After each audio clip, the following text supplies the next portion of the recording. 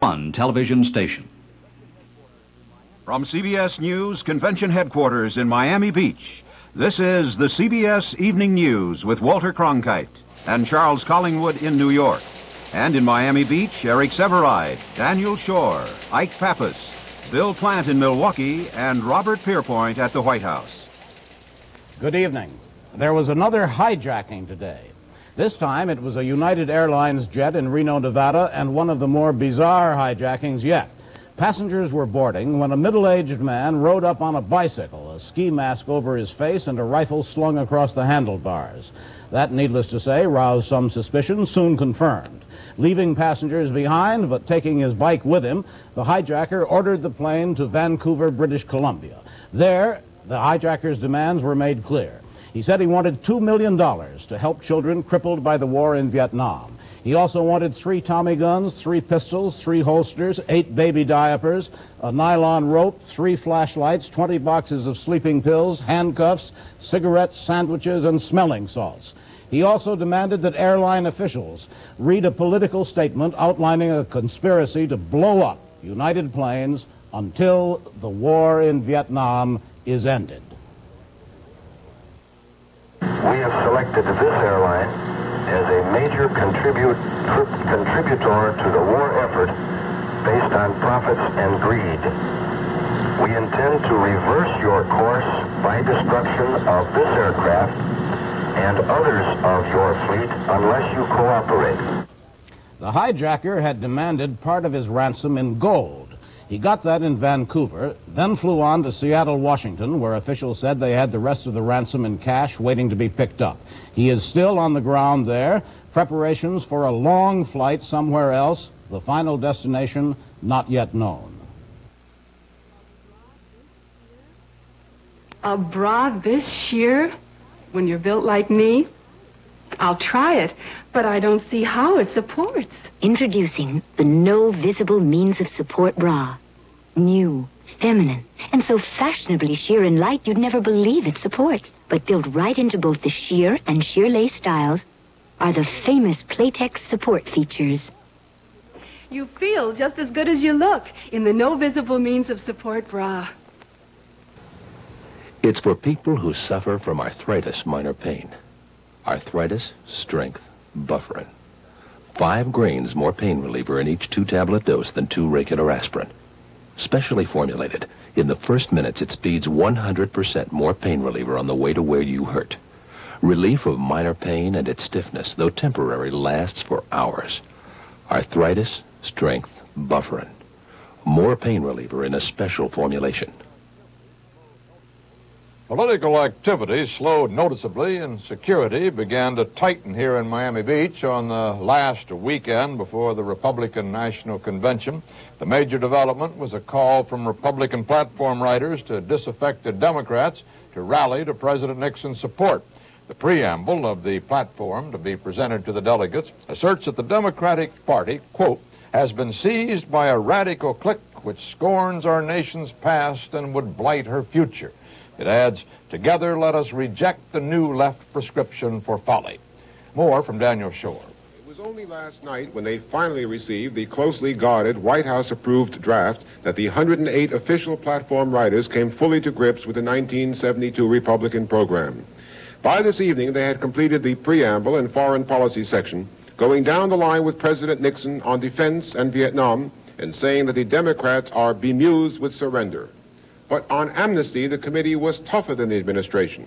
It rejected recommended language saying, quote, not until after the war is over and imprisoned men safely home should consideration be given to granting amnesty to those who fled, which means that unlike the Democrats who favor post-war amnesty, the Republicans refuse to consider amnesty at all. And behind this very tight security, the platform writers have also voted to stiffen the anti-busing provision. To the draft language opposing busing to achieve racial balance, they voted an addition calling for a constitutional amendment if that becomes necessary. The administration made no serious effort to head off the conservative pressure.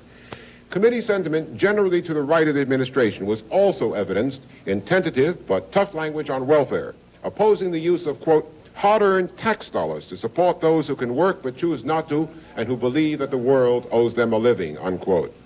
Women's groups were fighting to head off a child care provision that would oppose putting the federal government, quote, into the daycare business, unquote. And whether or not they succeed, it looks as though this is going to be a conservative platform. This is Daniel Shore, the Platform Committee. A White House source told CBS News today that presidential aide John Ehrlichman has ordered Nixon assistants to keep hands off an impending floor fight over rules changes for the 1976 convention. Conservatives and small state forces won the committee battles over the liberals, who sought to increase the party power of big urban states. Officials of the Nixon re-election staff had appeared to be encouraging the conservatives, at least until the hands-off word came down. Since the Democratic convention here, the Eagleton and Salinger affairs have made it appear that George McGovern's campaign organization is losing that high efficiency which took him through the primaries to the nomination. Too many conflicting comments have come from too many parts of the McGovern camp. Well, the candidate himself acknowledged the problem today in Milwaukee as he wound up a 4-day swing in the Midwest. I've noticed that we have to be more cautious about public statements. We're going to have to tighten up on our communications within the campaign, and I think that will avoid some of the confusions that may have developed during this week. Well, it's very obvious the White House is zeroing in on you now, and there is a great deal of maneuvering going on now. And how do you think you've fared so far? Well, I think pretty well. You know, they're shooting at me from all sides. Yeah. One day it's the president's press secretary. The next day it's the Secretary of Defense or the Secretary of State. Mr. Ruckelhaus, the environment man, has gotten into it. I think their strategy is to keep about 15 people taking pot shots at me from various angles at one time, while the president pretends that he doesn't know anything about there even being an election going on. Well, Senator, aren't you... We'll smoke him out eventually. Aren't you swinging pretty hard yourself? Yes, and I'm doing it. I'm not asking other people to do it for me. I don't have to have 15 different people speaking about my views on the issues. I'm going to speak for myself.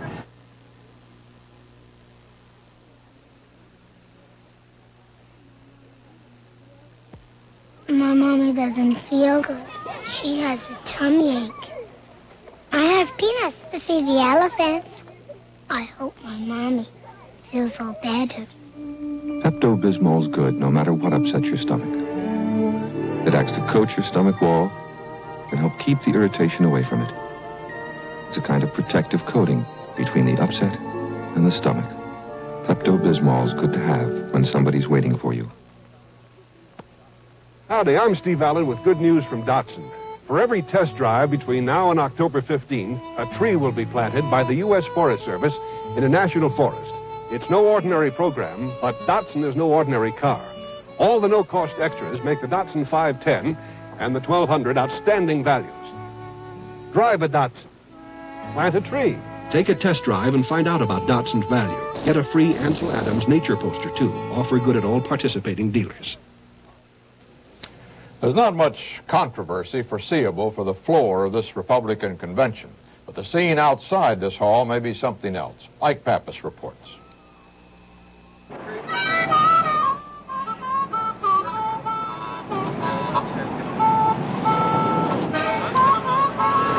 In the parlance of the protester, this is a national action. The Vietnam veterans against the war have organized motorcades from various American cities. This one originated in Boston. And this one in Los Angeles, after teaming up with others from San Francisco. From New York, from Atlanta, from Houston, they are coming. They are coming to this place.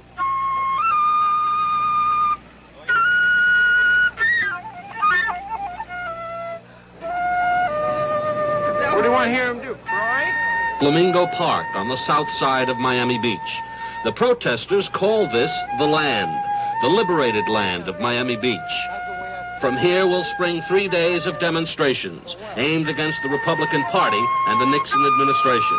Today, there were only 400 people on the land, and it's anyone's guess how many more will come. A week ago, demonstration leaders were saying that they would easily attract 10,000 people. But in recent days, they have somewhat scaled down their estimates. They now project between 5,000 and 8,000. I don't think the numbers are turning out ahead for 10 or 15,000. I think that we'd have more people here now if 10 or 15,000 were coming. No matter what the numbers, the demonstrations will go forward. It is planned that the major show of protester strength will come at the convention hall on the final night when President Nixon delivers his acceptance speech.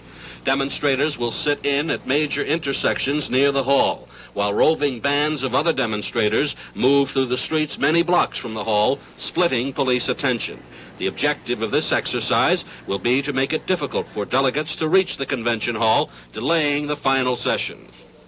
Attempting to delay the convention so that the American people are forced to see that Nixon didn't make his acceptance speech at 7:30 or 8:30 or 9:30, or whenever it's scheduled. In other words, that things don't go on as usual. But if the demonstrators have a plan, so do those who must keep the peace. Today, the first elements of the 82nd Airborne Division began arriving at Homestead Air Force Base south of Miami. By tomorrow night, 2,000 battle-ready Army troops and 500 Marines will be standing by in case.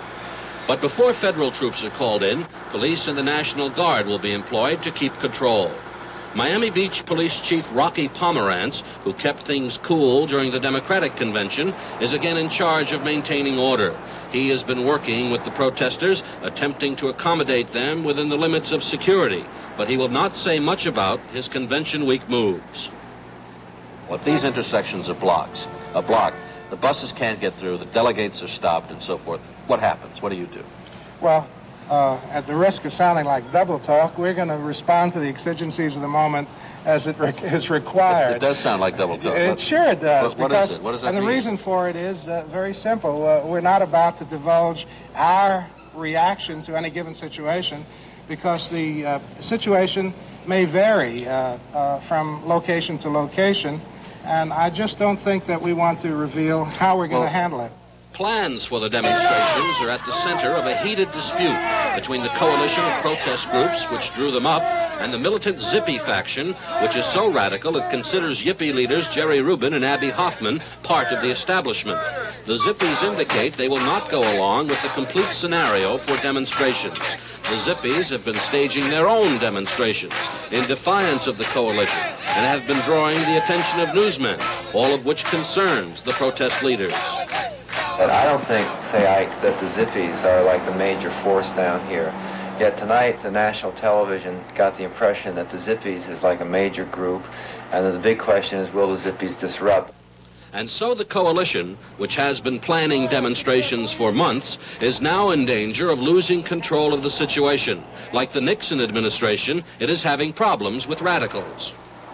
This is a people's park. 100%. Then there should be no representatives. Everybody should represent themselves.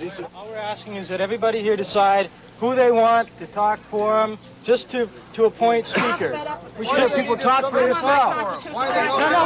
Yeah, groups of different sides. It's not to talk for anybody. All it is so that we can have an orderly system of people who can speak. Because otherwise, we're going to have the chaos that we've already begun to witness. Now, we have some problems here. Now, wait a second. We have some problems here. And the problem is that the people in the MCC and the other organizations that have done all this work, they want to make the decisions. Nobody likes to make a decision in this world. They want to say, we're going to go here and do this, and then we get our heads broken or whatever. This is not why we are here. Coalition leaders have adopted a wait-and-see posture. They feel that in a few days, more people who support their plans will be at the campsite, and they will be back in complete control. It doesn't give me the impression of unity at this point.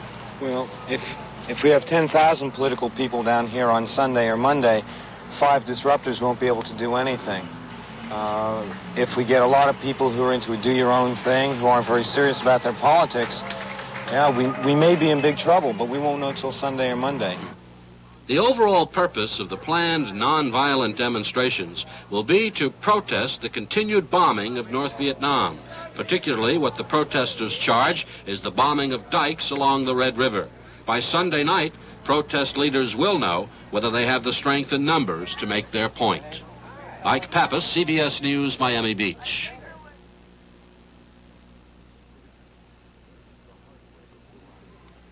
The heartbreak of psoriasis. What are the facts? What does psoriasis look like? It may first appear as a small crusty patch on skin or scalp. Can it get worse? Yes, it can leave skin rough and scaly. Can anything relieve the itching and scaling? Yes, Tegrin Cream, guaranteed to speed relief from itching, works fast to remove scales, and continued use helps keep scales from coming back. Guaranteed relief or your money back. Return unused portion to Tegrin. A breath of winter freshness in your mouth.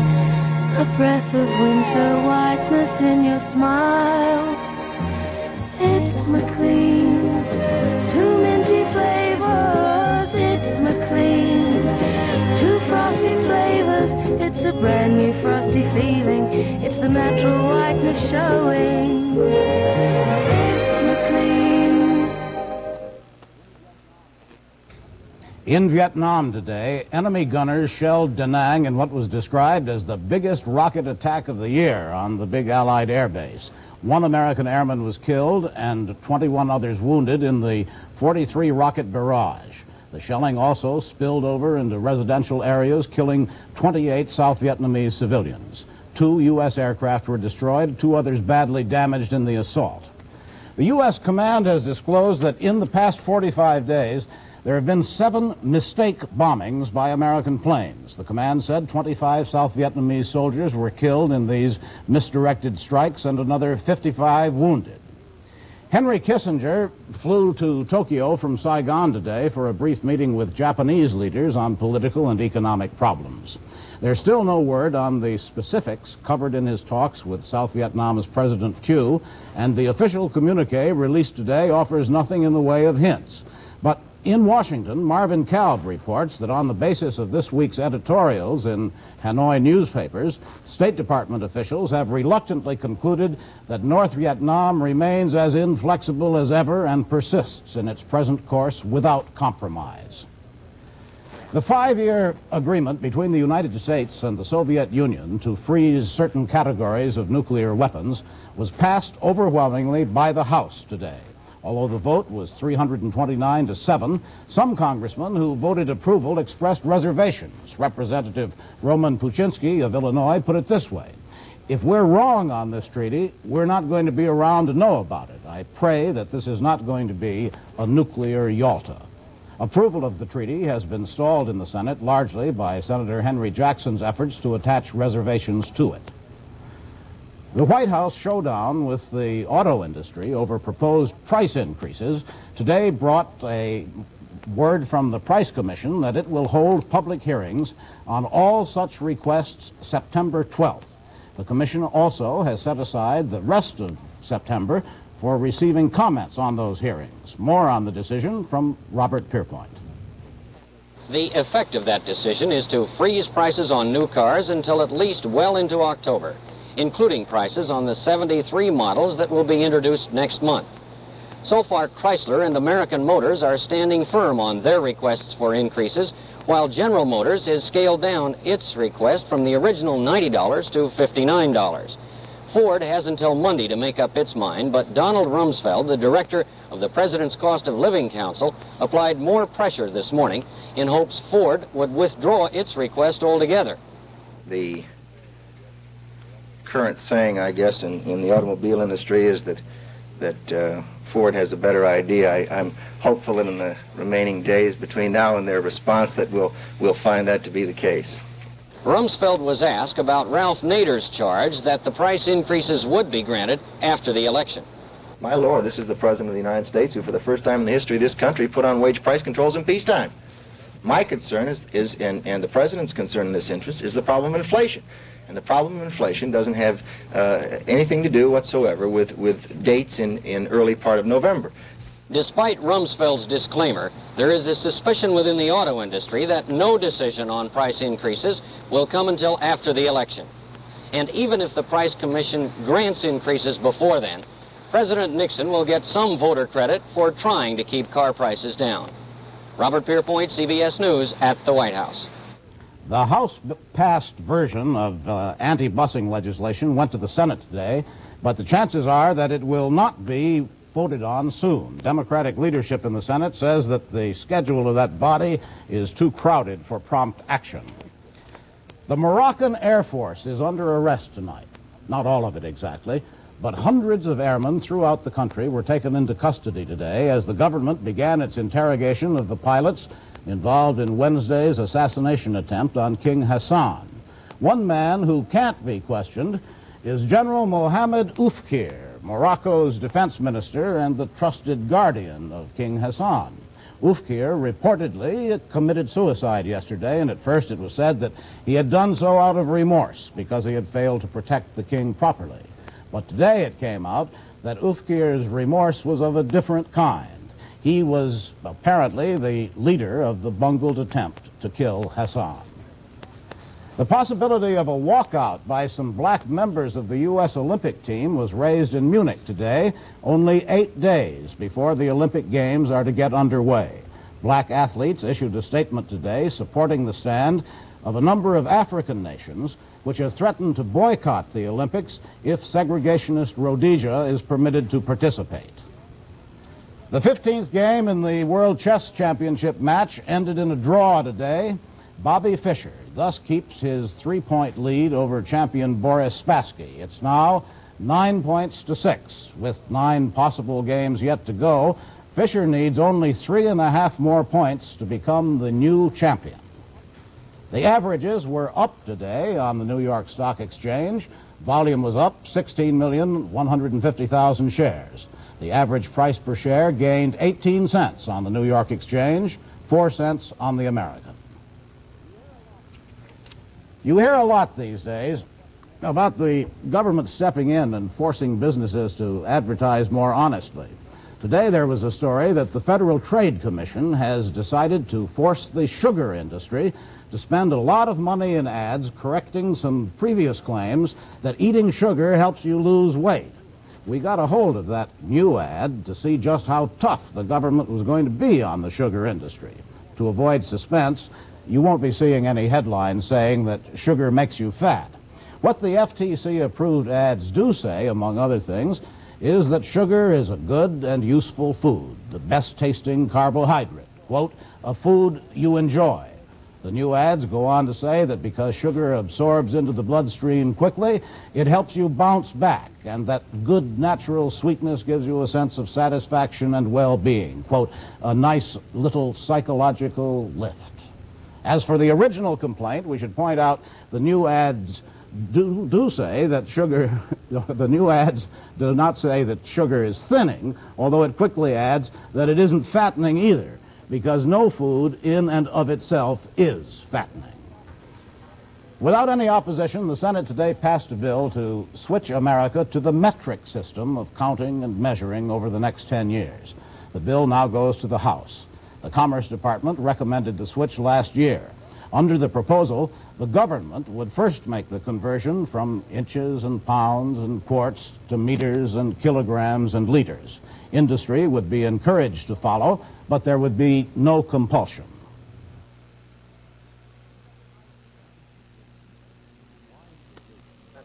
Wise decisions are the building blocks to success, especially when it comes to investing your money, which is why so many people invest in a Buick. Buicks like the Electra 225, a quality automobile from the inside out. Luxurious, cultured, and its traditionally high resale value makes it an investment you can believe in. See your Buick dealer for a test drive now. Electra 225, Buick, built to believe in. Hi, I'm Arlene Francis. Eating and running. No wonder we get indigestion and heartburn. You know what I do? Look, 3 antacids, all bestsellers, 2 roll type, 1 little tablet. The surprise is the little one is the big one. It consumes more acid than either of the others. It works because it's concentrated. When you feel that burning, do what I do. Take Phillips tablets. They're smaller, but they're stronger. Eric Severide has joined us here in Miami Beach and has some thoughts about the mood in the city as we head into the last weekend before the convention. Here is his analysis. The joint is not jumping, not even the hippies, yippies, and zippies. It is strolling and sitting, but the pushing and shoving will start soon enough. 3 days before opening gavel, the political hotels are already jammed and the parking lots already full. A bit of a mystery since the Republican delegates number far fewer than last month's Democratic delegates, and most of them aren't here yet. One explanation, all those security people. This will be more a coronation than convention. Entertainment will take the place of controversy. At the Democratic convention, the delegates themselves produce the color and the drama. At this one, the color and drama will be produced for the delegates. Everything has been carefully packaged, timed to the minute. The speeches, demonstrations, films, intermezzo remarks by the movie stars. And not since the Johnson Convention of '64 has party victory been so completely assumed in advance. For the presidency, that is. Privately, what the Nixon leaders are now aiming at is control of the Senate, which they hold responsible for blocking Nixon's reform and reorganization programs. The Democratic Senate is going to be belabored night and day till November. The Wallace third-party threat has vanished. In McGovern, this Republican leadership has the opponent it always hoped for. Business has picked up, unemployment gone down a bit, inflation checked a bit, even the balance of payments improved a bit. So economically, these last few months of '72 look and feel just about as the president hoped for and planned for 3 years ago. A break in the war and his cup would be full. In the mass of unusual facts about this unusual political year, two stick in the mind. One, McGovern did not rise in the opinion polls after all the Democratic convention publicity, even before the Eagleton mishap.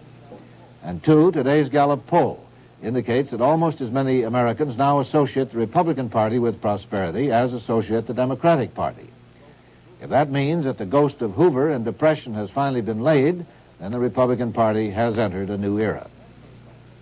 Professional Republicans keep their fingers crossed. Some blunder, some surprise event could change things these next 3 months. But for once, Mr. Nixon and his lieutenants do not worry about peaking too soon, because this time he's president with a capacity to act, while the opposition can only talk. The Nixon leaders by no means expect victory by the 23% spread some polls now show, but they expect a substantial margin. And at 6 to 8 points, they think, the coattail effect would set in, and they just might take the Senate, which they failed to do 2 years ago. That campaign was messed up. They don't expect to repeat their mistakes. And that's the way it is. Friday, August 18th, 1972. This is Walter Cronkite, CBS News, reporting from Miami Beach. Good night. Lee's, leading maker of beautiful carpets, now recommends an aerosol rug cleaner, Woolite rug cleaner, recommended by the leading carpet maker. We dirtied this rug everywhere but under this chair. First vacuum, spray Woolite, sponge, let dry, vacuum. Whole rug, beautifully clean. Woolite rug cleaner, recommended by the leading carpet maker. Used as directed, foams carpets beautifully clean, and it's Woolite safe. Know what your eyes are up against today? That. Tons of garbage, like smoke, chemicals, pollen, dust. Great for the eyes. You want more? Here. Close work under harsh, glaring lights. No wonder your eyes burn, get red like this. Plain eye drops might soothe them, but only Visine has tetrahydrozoline to soothe and get the red out. The same eye after Visine. Soothing Visine gets the red out. From CBS News Convention Headquarters in Miami Beach, this has been the CBS Evening News with Walter Cronkite and Charles Collingwood in New York.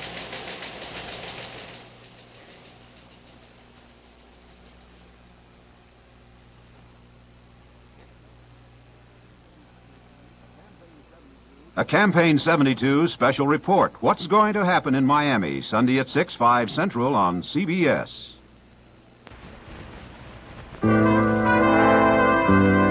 Where do you want your bank? You want it as convenient as possible. You want it near where you live, near where you shop, near where you work. That's why Commerce Union Bank puts the emphasis on branch banking. And that's the reason we're building more branches this year. And we will keep building branch banks until there is one convenient to everyone.